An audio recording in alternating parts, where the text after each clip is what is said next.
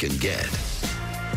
Hi, everyone. Good morning, and welcome to First Things First. I'm Jenna Wolf. That's the Hall of Famer Chris Carter. This right here is Nick Wright. We have been gone for way too long. We are oh so happy to all three be back together on this set. Good I to see you again. Thank you for holding it down the end of last week without us. No problem. No problem. Let's do it. Big void in your life without us? Oh, absolutely. Here? Without you, Jenna, come on.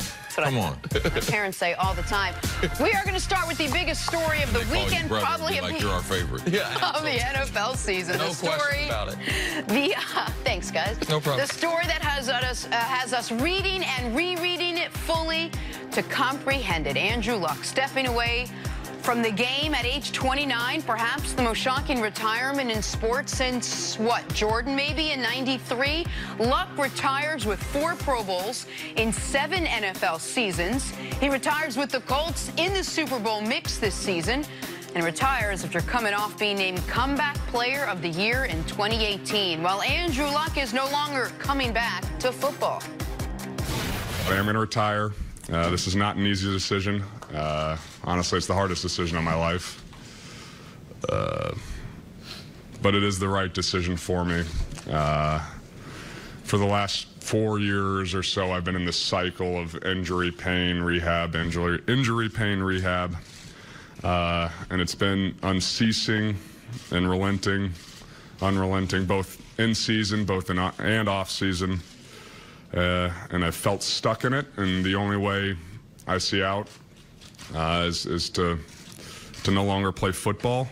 It's taken my joy of this game away, and this.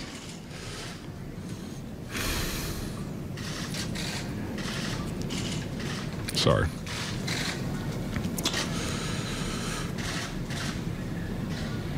I've been stuck in this process. I haven't been able to live the life I want to live. Taking the joy out of this game. And after 2016, where I played in pain and was unable to regularly practice, I made a vow to myself that I would not go down that path again. I find myself in a similar situation, and the only way forward for me is to remove myself from football in this cycle that I've been in. Come to the proverbial fork in the road. And I made a vow to myself that if I ever did again, I would choose me in a sense. So, guys, I think the news itself was almost as surprising as everyone's reaction to the news. See, you tweeted right after you heard. What was your reaction to Andrew Luck retiring? I mean, totally shocked. But it's football and early retirement is totally different than the other sports. Because what Andrew is talking about is the reality that all professional football players face. At one point, can I take the pain that my body is going to be in? We talk about it all the time. It's a collision sport. Yes, absolutely it is. But everyone doesn't have the mentality to be able to absorb those collisions. And he talks about what he's been going through the last 4 years. Not just this April, the last 4 months since he strained his calf, but I can understand that. And I can have a great deal of empathy for him. He said this was the toughest decision he's ever made.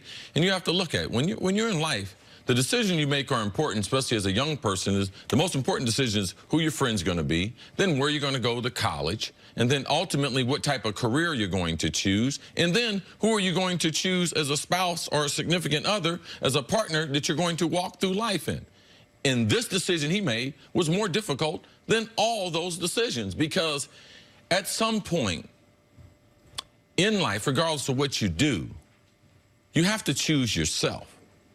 And he couldn't put his body through what he's been through the last 4 years. I mean, he missed the whole entire 2017 season, which in this day and age where the quarterback and playing quarterback is easier than ever, just imagine how gut-wrenching it is. He goes back to playing some of the best football he's ever played last year, getting them in the playoffs, winning a playoff game, and then now getting injured and calling it quits. You know, to me, I got tremendous empathy for him.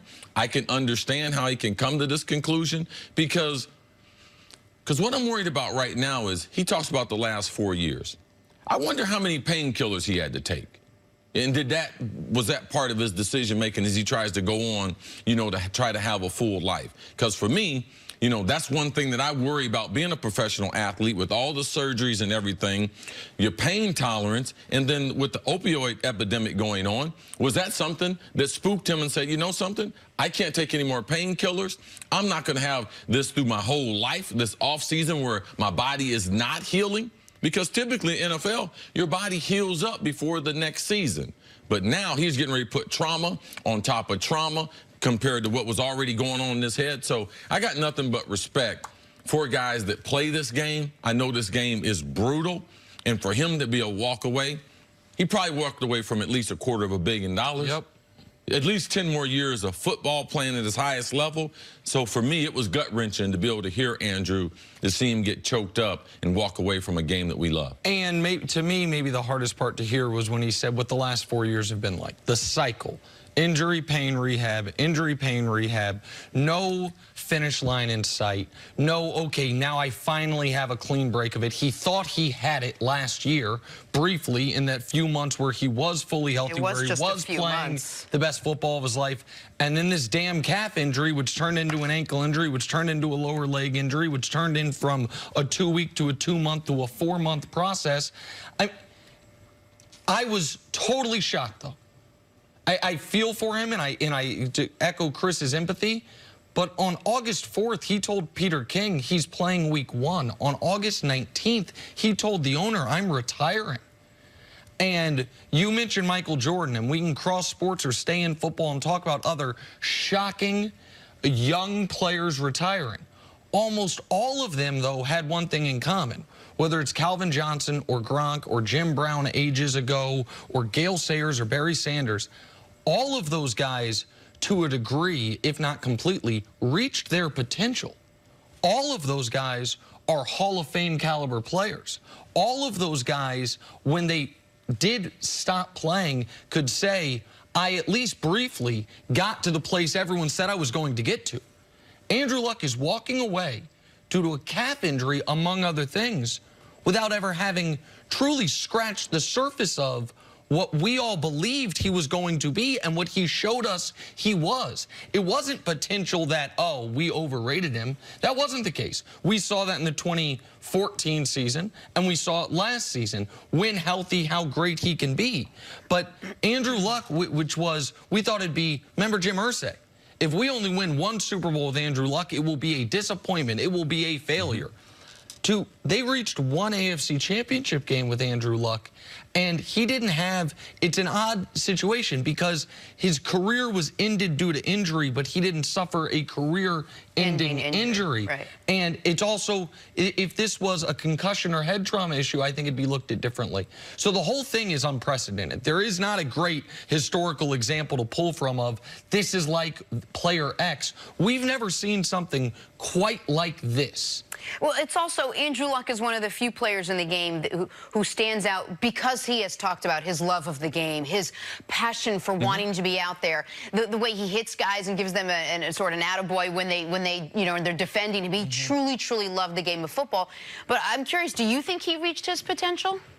No, he definitely didn't reach his potential. And that's one of the sad things about it. Nick brings up a great point. When you talk to athletes from any sport, as you get older, one of the things that does not torment the great ones is, I reached my potential. I got there. You know, when you don't reach your potential, like Andrew Luck grew up dreaming of playing football. His dad was a football player. He's been around athletics. So forget about what Mel Kiper and the experts said about him. What do you think Andrew Luck's been saying about himself since he was a kid?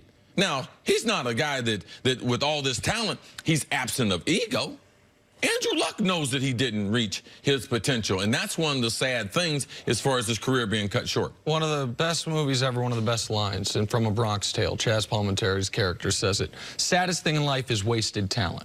And this wasn't wasted, but it wasn't realized. It was not fully realized, and it's for reasons that are, to me, still a little mystifying. I understand what he's saying, But he is not obviously the first player to be on this cycle. He's not the first football player. In fact, he's one of many football players that has been on a cycle of I missed a season with injury. Now I have this other nagging injury. He's the first player at that age, at that ability, at that position, at that salary, and future salary that Chris points out, to say, you know what?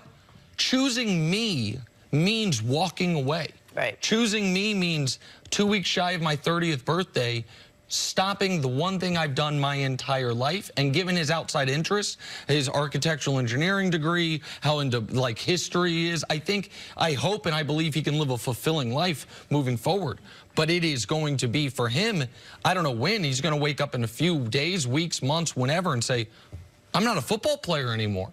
And I don't think he anticipated he would be saying that until a decade from now. All right, well, the Colts no longer have Andrew Luck as their quarterback. They have to move on quickly. What should we expect from backup, now starter, Jacoby Brissett? That's next on FS1. You can always check us out on the Fox Sports channel on SiriusXM. We're back right after this.